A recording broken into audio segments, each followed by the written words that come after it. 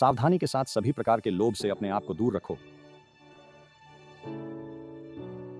क्योंकि किसी की जिंदगी उन चीजों की अधिकता में नहीं होती जो उसके पास हैं। परंतु पहले परमेश्वर के राज्य और उसकी धार्मिकता की खोज करो और ये सभी चीजें तुम्हें दी जाएंगी। कई साल पहले मैं युवा पादरी था।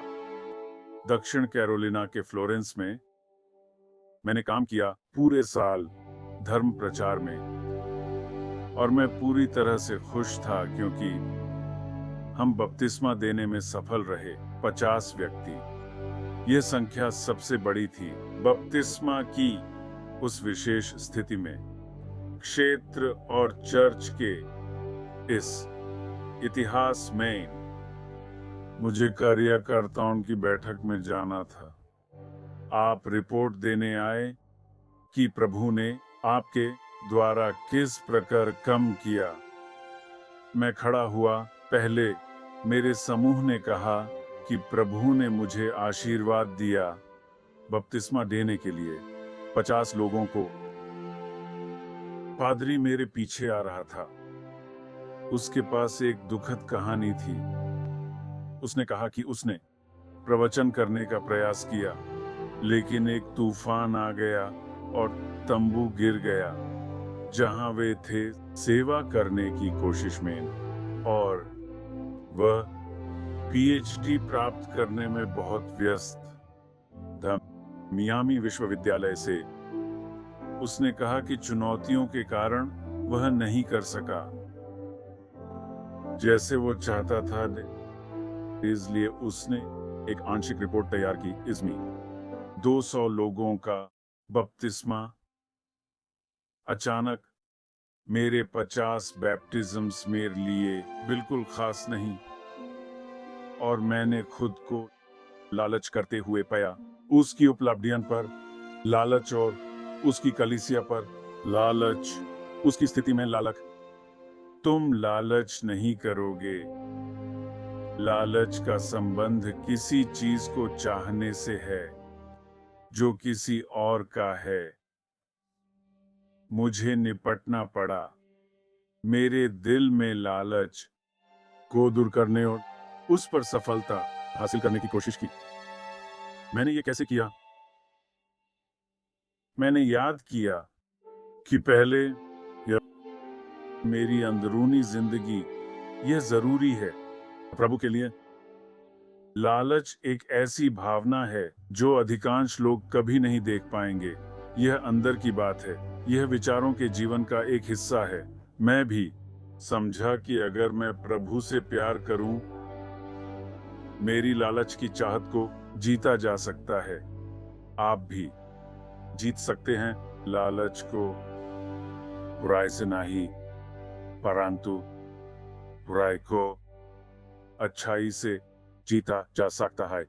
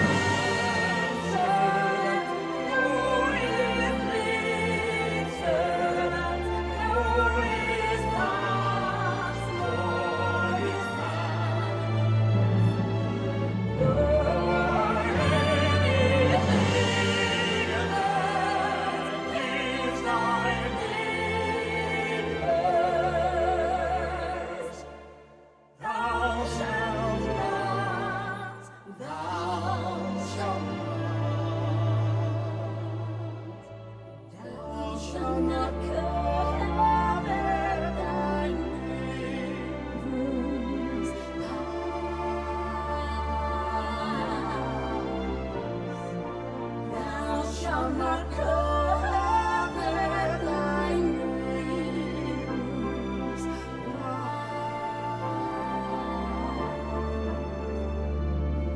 Thou shalt not cover thy neighbor's house. Thou shalt not cover thy neighbor's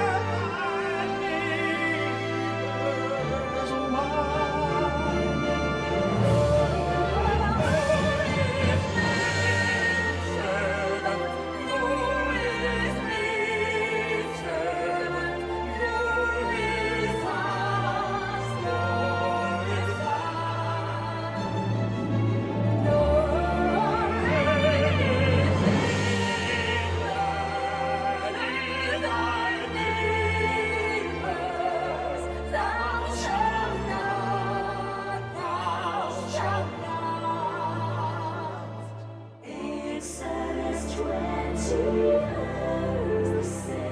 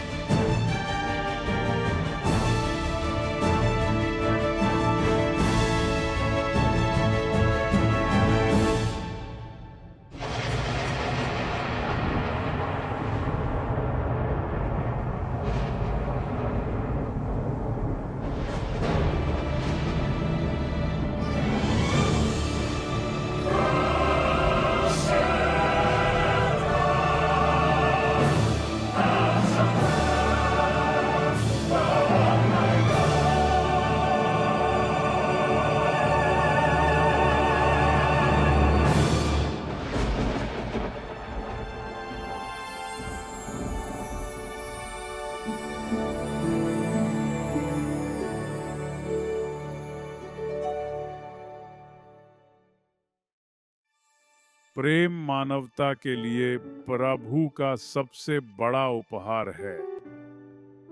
पहला यूहन्ना कहता है प्रभु प्रेम है। तारसुस का तंबू बनाने वाला प्रेरित पौलुस ने पहले कुरिन्थियों 13 में कहा, हालांकि मैं बोलता हूँ मनुष्यों और स्वर्गदूतों की भाषाओं से और मुझ में प्रेम नहीं है, मैं ऐसा एक गूंजता पीतल या झंझनाता वाद्य, हालांकि मेरे पास भविष्यवाणी का उपहार है और सभी रहस्यों को समझता हूं, लेकिन प्रेम नहीं, मैं कुछ भी नहीं हूं। और मैं गरीबों को खिलाने के लिए सब कुछ देता हूं, यहां तक कि शहादत, और प्रेम नहीं, प्रेम यह है मेरे लिए कुछ नहीं। सीट बेल्ट बांध लें, प्रेमैन काम पर।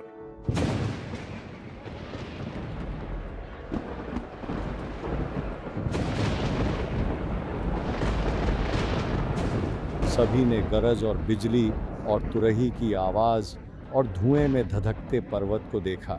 जब लोगों ने इसे देखा तो वे दूर हट गए और खड़े हो गए। उन्होंने मूसा से कहा, तुम हमारे साथ बात करो, हम सुनेंगे, लेकिन प्रभु हमसे न बोलें, नहीं तो हम मर जाएंगे। मूसा ने लोगों से कहा, डरो मत, क्योंकि प्रभु तुम्हें परखने आए हैं और ताकि उसका भय तुम्हारे सामने रहे, ताकि तुम पाप न करो। और उसने वाचा की पुस्तक ली और लोगों के सामने पढ़ा, और उन्होंने कहा,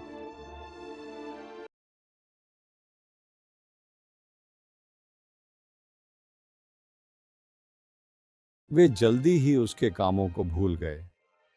उन्होंने सालाह का इंतजार नहीं किया, वे जंगल में लालसा करने लगे। उन्होंने प्रभु का परीक्षण किया रेगिस्तान में। उन्होंने सोन का बछड़ा बनाया, उन्होंने उसकी पूजा की। उन्होंने अपनी महिमा को उस बैल के चित्र में बदल दिया जो घास खाता है। वे अपने उद्धारक को भूल गए। दिल सभी चीजों में धोखेबाज है और बहुत ही दुष्ट है। कौन जानता है, क्या इथियोपियाई अपनी खल बदल सकता है या दाग बदल सकता है? तुम भी भलाई कर सकते हो जो बुरा करने के आदी हैं। मेरी ओर देखो, मेरी ओर, और तुम सभी पृथ्वी के छोरों पर उद्धार पाओ, क्योंकि मैं प्रभु हूं और कोई और नहीं।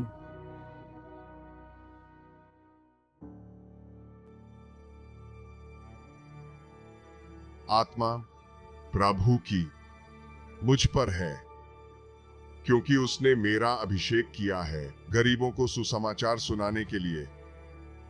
उसने मुझे टूटे हुए डायलोन को ठीक करने के लिए भेजा है, उद्धार का प्रचार करने बंदियों के लिए, और दृष्टि की पुनर्प्राप्ति अंधों को स्वतंत्र करने के लिए, उन्हें जो चौटिल हैं। लूका 4:18।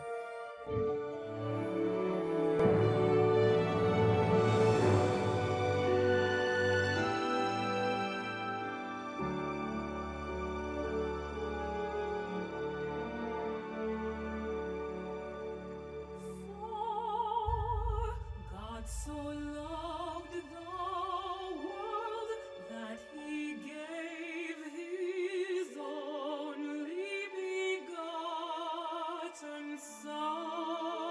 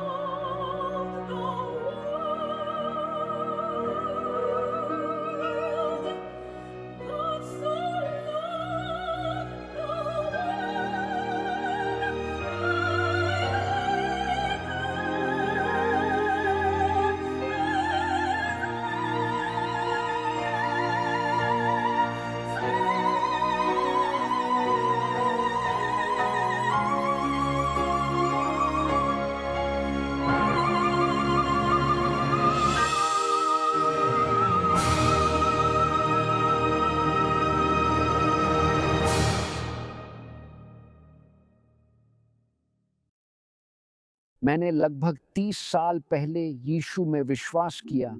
पहले मैं प्रभु में विश्वास करने से पहले संघर्ष कर रहा था। यह एक विरोधाभास था। मैं यहूदी हूँ, यहूदी घर में बड़ा हुआ। यहूदियों को प्रलय और अत्याचारों के बारे में सिखाया गया और वहाँ मेरा एक हिस्सा था। मैं चाहता था कि वहाँ एक ईश्वर हो। मैं चाहता था कि ऐसा हो क्योंकि मैंने महसूस किया कि अगर वहाँ प्रभु नहीं है तो कोई न्याय नहीं है। दुनिया में बुराइयां होती हैं, हमने देखा है, शायद आप भी शिकार रहे होंगे। मेरे अंदर हमेशा एक ऐसा पक्ष था जो सोचता था अगर वहाँ प्रभु है और मैं जिस तरह से जी रहा हूँ, इसने मुझे थोड़ा सा परेशान कर दिया। मेरे अंदर का एक हिस्सा चाहता था कि प्रभु हो और न्याय हो। एक और हिस्सा मेयर अंदार था। मेरे लिए वह नहीं चाहता था। मुझे लगता है कि मैं इसे दूसरों के लिए चाहता था, लेकिन अपने लिए नहीं। या तो यह सभी के लिए होगा या किसी के लिए नहीं। मुझे कोई विकल्प पसंद नहीं आया। खैर, जो होता है, मैं सत्य की खोज में हूँ। मैं सत्य का खोजी हूँ। मुझे प्रभु की परवाह नहीं। लगभग 30 साल पहले मैंने यीशु में विश्वास किया। मैंने यीशु को अपना दिल दिया। यह तब हुआ जब मैंने बाइबल का अध्ययन करना शुरू किया और मैंने पढ़ाई शुरू की। मैं अद्भुत सत्य पर आने लगा जो मुझे बहुत आराम और आशा देती थी। यह इस विरोधाभास को खत्म करने में बहुत मदद करेगा जिससे मैं संघर्ष कर रहा था कि इन चीज़ों को पाने का एक तरीका था। न्याय और दया पाने के लिए हमें तैयार होना है। हम सभी यात्रा पर हैं। हमने जन्म नहीं लिया और हम आगे बढ़ रहे हैं। हमें एक अच्छे रास्ते का वादा किया गया है। हमें शाश्वत जीवन का वादा किया गया है। मुझे लगता है कि एक अर्थ में मसीह की धार्मिकता, उसका रक्त, यह एक मुहर की तरह है। यह हमारे पासपोर्ट पर वीजा है जो हमें शाश्वत प्रवेश की गारंटी देता है। यह सरल है। आप वीजा नहीं कमा सकते, आप इसे नहीं पा सकते। आप यीशु को विश्वास में समर्पित करते हैं। उसकी धार्मिकता आपको ढकती है। यह पासपोर्ट पर एक मुहर है। हम प्रभु से प्रेम करते हैं, इसलिए हम उसके आदेशों का पालन करते हैं। हम विश्वास से जीते हैं। मेरे लिए यह उतना ही सरल और फिर भी गहरा लगता है जैसा है। देखो, दिन आ रहे हैं, प्रभु कहते हैं, जब मैं इज़राइल के घर और यहूदा के घर के साथ एक नया वाचा बनाऊंगा। यह उस वाचा की तरह नहीं होगी जिसे मैंने उनके पूर्वजों के साथ की थी।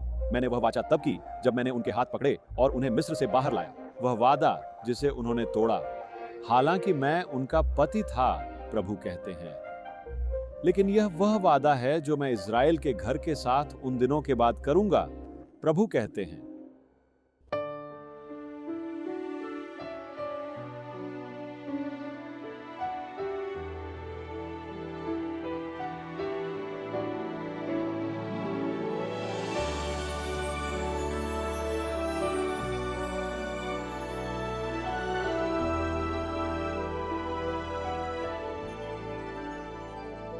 I will put my law in their minds and write it on their hearts, and I will be their God, and they shall be my people, for I will forgive their iniquity.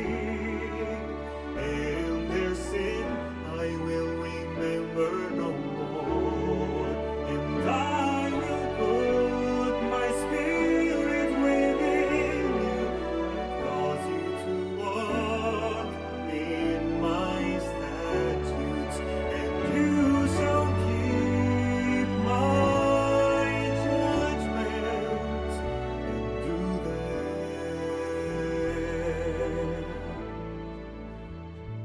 A new heart also will I give you,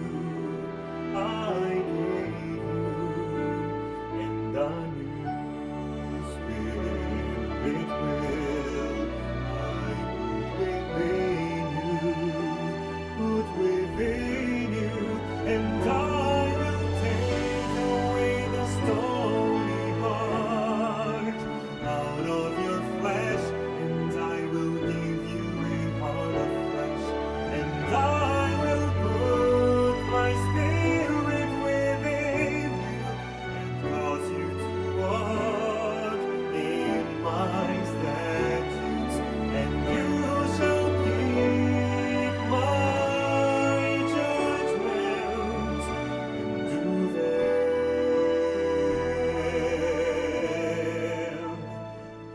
I will put my law in their mind and write it on their hearts, and I will be their God, and they shall be my people. For I will forgive your iniquity, and your sin I will remember no more. And I will put my spirit within you, cause you to walk in my statutes. For I will forgive your iniquity, and your sin I will remember no more. And I will put my spirit within you, cause you to walk in my statutes, and you shall keep my judgments and do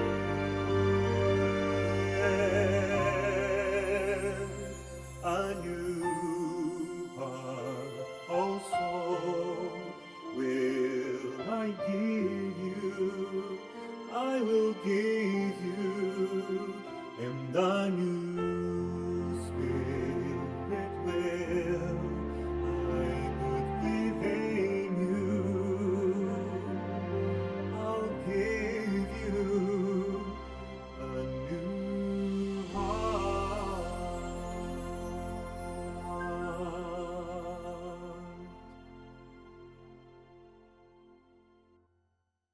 मैं एक मसीही हूँ, लेकिन केवल नाम का नहीं, क्योंकि यही मेरा नाम है, मसीही।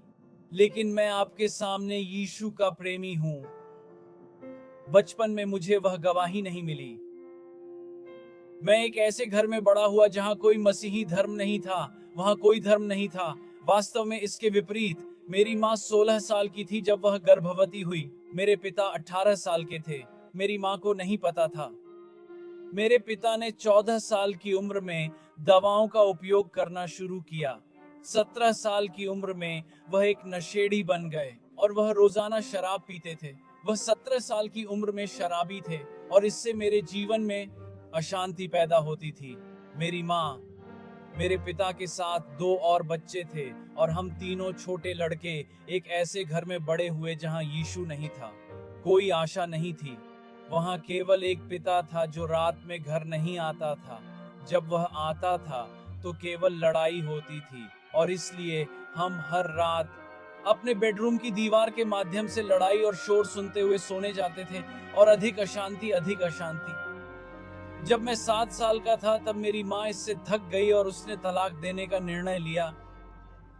इससे कुछ राहत मिली क्योंकि अब वह काम कर सकती थी, लेकिन उसे नहीं पता था कि जब उसने हमें दिन के देखभाल केंद्र में रखा तो दिन के देखभाल केंद्र का प्रदाता, उसका सबसे बड़ा किशोर, हर दिन हम छोटे लड़कों का यौन शोषण करता था।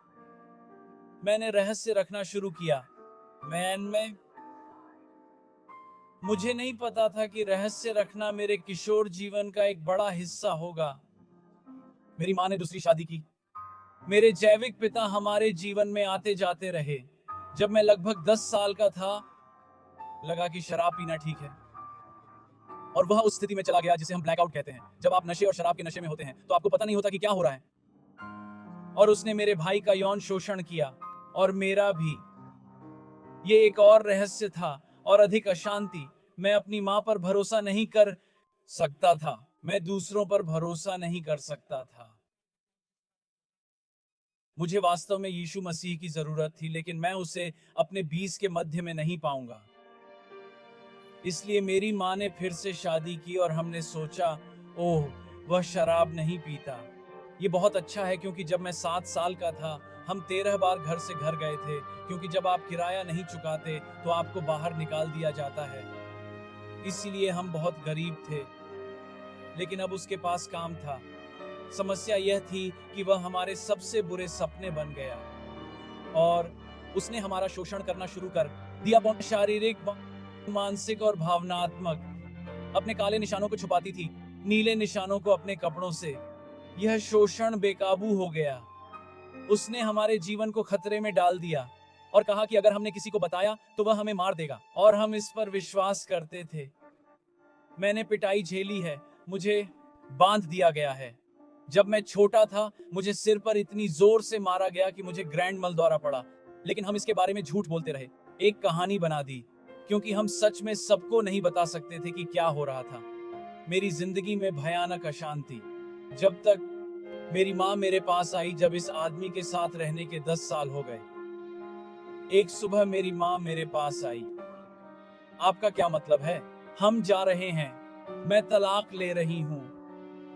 और दोस्तों, जब आप इतने दबाव में होते हैं, जब आप इतने मानसिक और भावनात्मक रूप से दबकर, जब आप जानते हैं कि कुछ बदलने वाला है, आप इंतजार नहीं कर सकते। लेकिन उसने कहा कि वह किसी को नहीं बता सकती, क्योंकि उसने योजना बनाई थी, उसने वकील से बात की थी। और एक शनिवार की सुबह, एक सुबह जिस सुबह मुझे अंततः शांति मिलेगी, विश्राम के दिन, हमारा परिवार आया, पुलिस आई और उसने कहा मैं जा रही हूं। और हम भाग गए, हम वहां से बाहर निकल गए और हम स्वतंत्र थे। जब तक आप दबाए और बोझिल नहीं होते, आप नहीं जानते कि स्वतंत्रता कितनी अच्छी होती है। लेकिन समस्या यह है कि बंधन वही है। वह हमारा सामान्य था, मेरे भाइयों को नहीं पता था, और वे नशे और शराब में शामिल हो गए और उनका जीवन बर्बाद हो गया, और वे अपने बाद के वर्षों में जेल में चले गए। नशे का कारोबार और निर्माण। मेरी माँ अंततः एक मसीही बन गई, तीसरी बार, और उसने एक अच्छा आदमी पाया, और वह एक अच्छा आदमी था, और वह आज भी मेरा पिता है। और वे 20 साल से अधिक समय से शादीशुदा हैं, और मेरी माँ एक मसीही बन गई। मैंने सोचा कि यह उन दयनीय लोगों के लिए है जिन्हें ऊपर किसी बड़े प्रभु में करने की जरूरत है। और सच्चाई यह थी कि मुझे अपने उद्धारक की जरूरत थी। मैं अशांति से भरा हुआ था। मैं कॉलेज गई, थिएटर, गाना, नृत्य और अभिनय में शामिल हुई। सभी प्रशंसा और पुरस्कार इस खालीपन को नहीं भर सके। मैं अपनी आत्मा में गहरी इच्छाओं को संतुष्ट नहीं कर सका। मैं अशांति की आत्मा थी। मेरी जिंदगी की नकारात्मक प्रोग्रामिंग हर बार वापस आती थी। और फिर मैं एक आदमी से मिला जो मसीही था, और वह मेरा दोस्त बन गया। मेरी कुछ स्वास्थ्य समस्याएं थीं और उसने मेरी मदद की। मैं प्रभु के वचन का अध्ययन कर रहा था, और मैंने प्रभु के वचन को लगभग प्रतिकूलता से खोलना शुरू किया, और मैंने सुसमाचार में मत्ती को देखना शुरू किया। मुझे बताया गया, बस सुसमाचार से शुरू करो, और मैंने एपिना वाचन पाया। मेरे दोस्तों, मैंने मत्ती 11:28 पाया। मेरे पास आओ, हे सभी जो श्रम करते हैं और भारी बोझ से दबे हैं, और मैं तुम्हें विश्राम दूंगा। मुझे विश्राम की जरूरत थी। मुझे अपनी भावनाओं और आत्मा में विश्राम की जरूरत थी। मुझे नहीं पता था कि मुझे यीशु मसीह की जरूरत थी, क्योंकि वह मेरा विश्राम बनने वाला था। मैंने घुटनों के बल गिरकर यीशु को अपना दिल दे दिया, और उसने मेरी आत्मा पर आध्यात्मिक सर्जरी शुरू की। वह मुझे ठीक करने लगा, और उसने मुझे पूरी तरह से ठीक कर दिया। वास्तव में 8 साल पहले मेरे मंझले भाई, मेरे छोटे भाई ब्रैंडन ने यीशु मसीह को पाया, और वह एक मसीही बन गया। वह अब जेलों में जाता है और प्रभु की सेवा करता है। 2 साल पहले मेरे भाई ने यीशु को पाया। अब वह एक मोटरसाइकिल क्लब का हिस्सा है जो शहर के बच्चों से मिलता है। मेरी माँ अब पीड़ित महिलाओं और दुर्व्यवस्थित बच्चों के साथ काम कर रही हैं। हमने यीशु को कहते सुना, मेरे पास आओ, हे सभी जो श्रम करते हैं, और मैं तुम्हें विश्राम दूंगा। अगर आपको विश्राम चाहिए, मैं आपको प्रोत्साहित करना चाहता हूं, आप अपना दिल यीशु को दें। वह ठीक कर सकता है आपका दिल। आप इन पर विचार करें। इस गीत के शब्द, यह निमंत्रण है यीशु से आप में से प्रत्येक के लिए। इसका शीर्षक है मेरे पास आओ।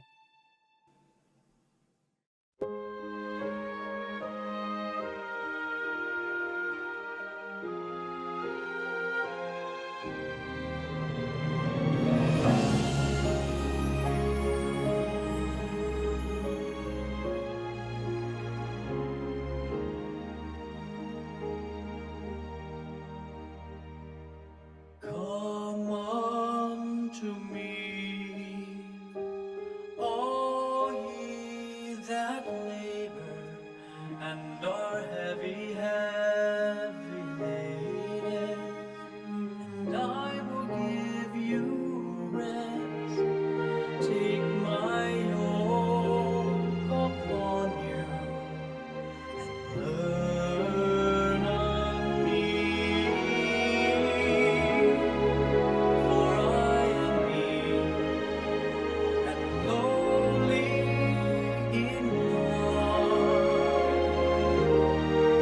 and you shall find rest unto your souls, and you shall find rest unto your souls,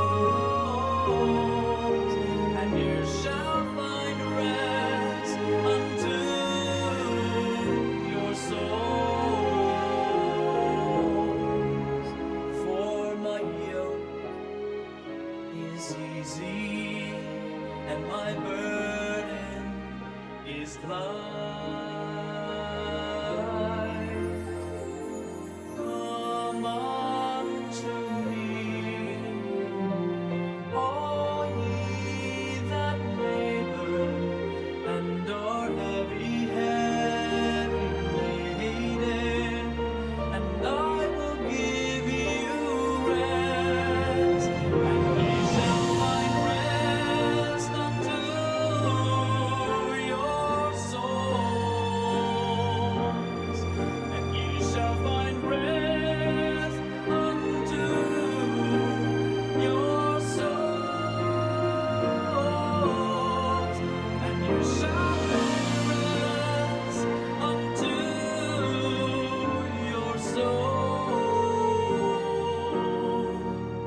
For my yoke is easy and my burden is light,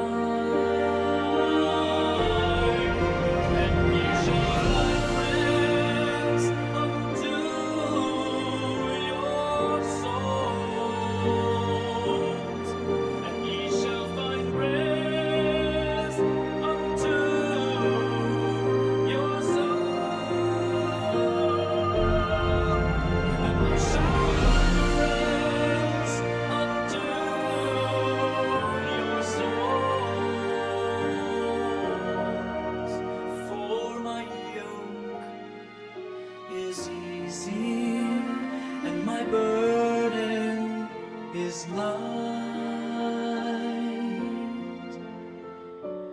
Come unto me,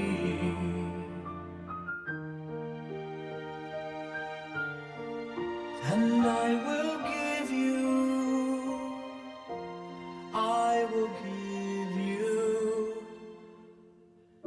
rest.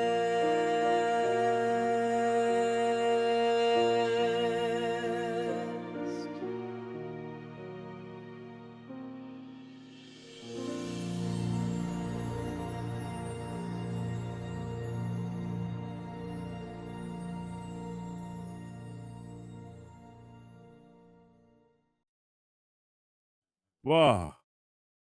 परमेश्वर हमारा हृदय चाहता है।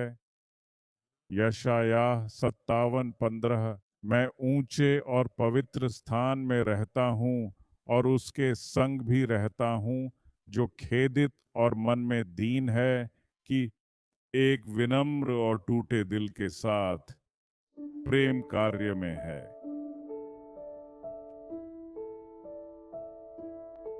आज मैंने एक अद्भुत कथन सुना जो अब भी मेरे दिल में गूंज रहा है। यह बस कहता है, देखा कि सही, हमें दुनिया में शांति की इतनी आवश्यकता नहीं है, हमें अपने दिलों में शांति की आवश्यकता है, और हमारे दिलों में जो शांति है वह आती है, यह यीशु के माध्यम से है। मैंने बहुत समय तक इसका विरोध किया। मैं मसीही घर में बड़ा हुआ, और जब मैं बड़ा हुआ तो मैं बाहर गया। मैंने अपने तरीके से जीना शुरू किया। मैंने कई सांसारिक स्थानों में गाना शुरू किया। मैंने दुनिया में उन लोगों के साथ गाया। आप में से कई लोग शायद उन्हें पहचानते होंगे। फिर एक दिन किसी ने मुझे चर्च माइन बुलाया। चर्च में लोगों को पता था कि मैं गाता हूँ, इसलिए मैंने आमंत्रण गीत गाने के लिए सहमति दी। लेकिन मुझे नहीं पता था कि वक्ता मेरे जीवन के बारे में बात करेगा। तो जीवन में बिता रहा था, ऐसा लग रहा था जैसे वह मुझसे बात कर रहा था। फिर वह मुझे लोकगीत गाने के लिए बुलाता है, तो मैं पियानो पर बैठा और बजाना और गाना शुरू किया। मुझे याद है यह ऐसा था। मेरे मन में एक बड़ी उथाल पुथाल चल रही थी। एक तरफ प्रभु और मैं, मेरी इच्छाएं दूसरी तरफ थी। ऐसा लग रहा था मानो यहोवा मुझसे कह रहा हो, नेविल, तुम्हें पता है कि तुम अपने बारे में ही गा रहे हो। गाने में एक पंक्ति है जो कहती है, मैंने आपके प्रेम का लाभ उठाया। मुझे पता था कि मैं अपने बारे में बोल रहा था, कि मैं लाभ उठा रहा था उसके प्यार और अनुग्रह का। और जब मैंने गाना खत्म किया, वक्ता ने अपील की। मैंने अपील स्वीकार की, और मैं ही था जिसने अपील स्वीकार की। मैं कहना चाहता हूं कि मेरा प्रभु वह हम सभी से कहता है कि वह हमें देना चाहता है शांति, आराम, अच्छे उपहार उसी से हैं। लेकिन महत्वपूर्ण है, बहुत हाई महत्वपूर्ण, हमारे पास एक उपहार है, और उपहार जो हमें उसे देना है हमारी जिंदगी है। पूर्ण 100% कुल समर्पण। वो कहता है, अगर तुम मुझसे प्रेम करते हो, तुम मेरे आदेशों का पालन करोगे।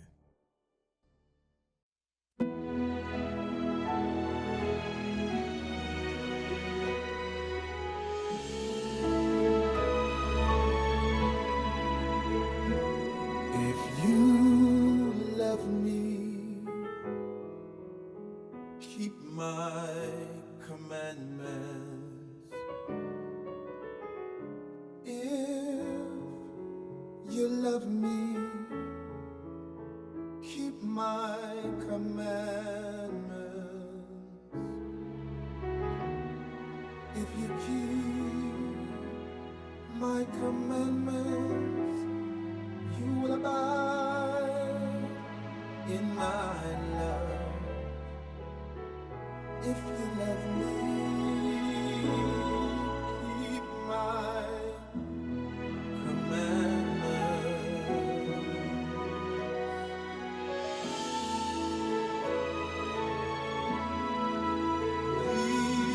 These things have I spoken unto you, that my joy might remain in you, and that your joy might be full. These things have I spoken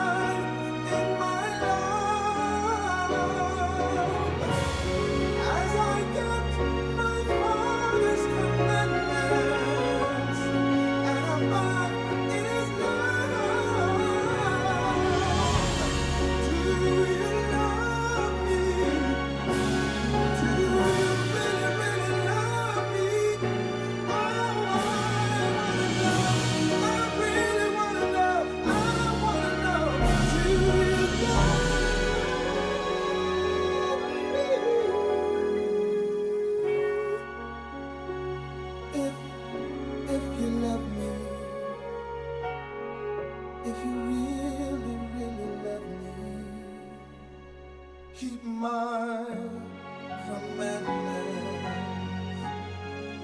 my child, my son, my daughter, keep my commandments.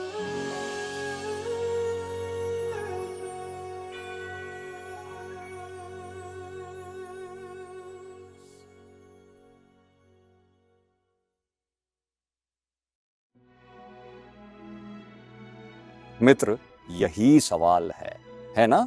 यीशु की ओर से आपसे यह हृदय से हृदय तक का प्रश्न। मेरे बच्चे, क्या तुम मुझसे प्यार करते हो?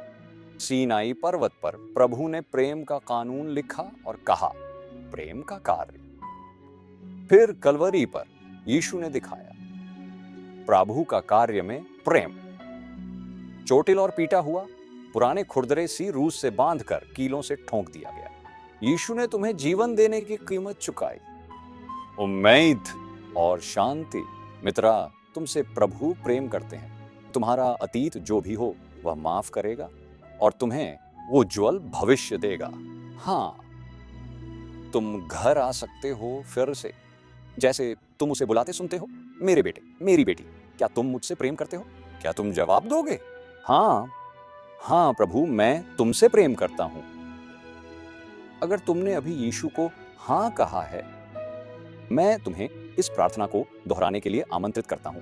मैं उस व्यक्ति को आमंत्रित करना चाहता हूं जिसने पहले ही यीशु को हाँ कहा है। यूहन्ना 14:15 पढ़ता है, अगर तुम मुझसे प्रेम करते हो, मेरे आदेशों का पालन करो। क्योंकि तुम यीशु से प्रेम करते हो, तुम एहसास करते हो कि तुम सच में उसके सभी आदेशों का पालन नहीं कर रहे हो। शायद न, या बस कुछ। यहां एक अच्छी खबर है। जब यीशु कहते हैं पालन करो मेरे आदेश का, यह सिर्फ एक आदेश नहीं है, यह एक वादा है। इसलिए यीशु ने अगले पद यूहन्ना 14:16 में आपको पवित्र आत्मा भेजने का वादा किया, ताकि आप ऐसा कर सकें, ताकि आप वह बन सकें जो आप बनना चाहते थे। आज्ञाकारी, दयालु, पवित्र दिल। Break time. Schaut sie rot vor erst. Ich genau. Ich guck näher auf तुम। ये इस वो जब आपके साथ प्रभु काम करते हैं, मैं आपको आमंत्रित करता हूं अभी कहने के लिए वो हाँ यीशु को। यदि चाहिए आपकी इच्छा है तो मेरे साथ इस प्रार्थना को दोहराएं और इसे अपने दिल से अर्पित करें। मैं एक वाक्य कहूंगा, बस मेरे बाद दोहराएं। स्वर्ग में पिता, मैं आपकी पुकार सुनता हूं और कहता हूं, हाँ प्रभु, मैं तुम्हें अपना दिल देता हूं। मेरे प्रेम के कानून को तोड़ने के लिए माफ करें।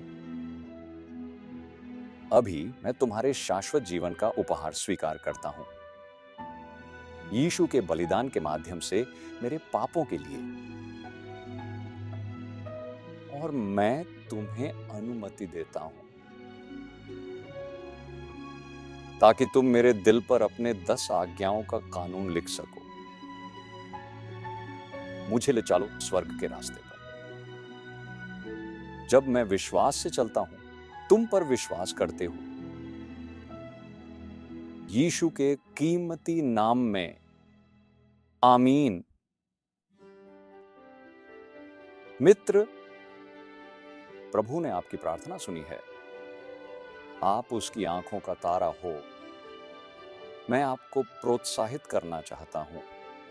इसमें से एक तरीका हमारे गीतों में बाइबल अध्ययन श्रृंखला में भाग लेना है। मुझसे प्रेम करो। इस अद्भुत श्रृंखला का आनंद लेने के लिए, जानकारी के लिए जुड़े रहें, जिसमें लव एट वर्क के गायक और लव मी के योगदानकर्ता शामिल हैं, बॉनी मेलाचेंको और मेरे 9 साल के सह होस्ट लोगन।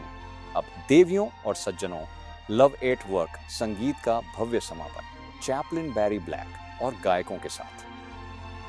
बाइबल कहती है प्रेम पड़ोसी को नुकसान नहीं पहुंचाता, इसीलिए प्रेम कानून की पूर्ति है। इसलिए जो आप चाहते हैं वो करें, उन्हें भी वैसा ही करें, क्योंकि यही कानून और भविष्यवक्ता हैं। और तुम अपने पूरे दिल से, अपनी पूरी आत्मा से और अपने पूरे मन से अपने प्रभु से प्रेम करोगे और अपनी शक्ति से, और तुम अपने पड़ोसी से प्रेम करोगे।